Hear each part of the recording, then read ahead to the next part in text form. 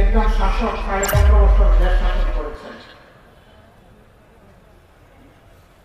তিনি যখন কথা বলতেন মানুষ বলতো ও হাসিনা, আমরা আর হাসি না।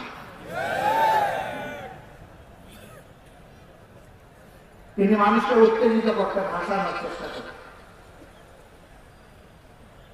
যেমন ছিলেন প্রধানমন্ত্রী তেমন ছিলেন তার উজির নাজির সবাই। কে কার চাইতে কত বেশি মিথ্যা কথা বলবে ছিল প্রতিযোগিতা।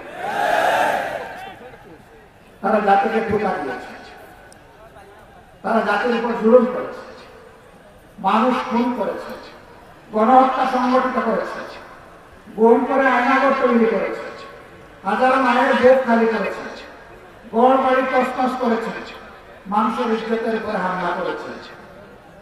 আর জামাত ইসলামের সারা বাংলাদেশের কেন্দ্রীয় কার্যালয় সহ সমস্ত অফিসগুলো সিলগালা করে বন্ধ করে দিয়েছে। ঘরের মধ্যে বসে আমরা শান্তি পাইনি। আমাদেরকে ঘর থেকে তুলে নিয়ে আমাদের বিরুদ্ধে রাষ্ট্রদ্রোহের মামলা দেওয়া হয়েছে। সম্মানিত ভাই ও বন্ধু, এই সব ছিল বাংলাদেশের চলমান বাস্তবতা। সেই কষ্ট বুকে নিয়ে আমরা এই পর্যায়ে এসে দাঁড়িয়েছি।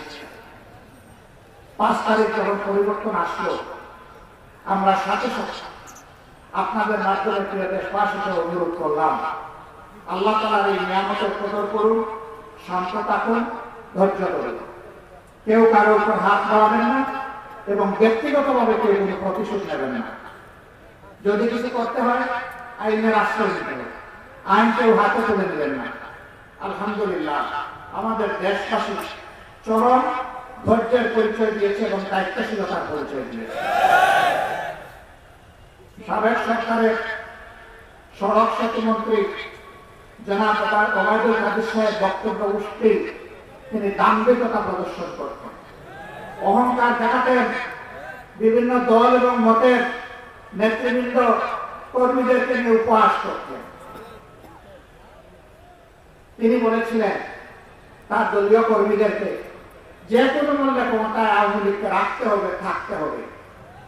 আওয়ামী লীগের যদি ক্ষমতার পতন হয় তাহলে পতনের 2 দিনের মাথায় আওয়ামী লীগের 5 লক্ষ মানুষকে বিরোধী দলের লোকেরা হত্যা করবে।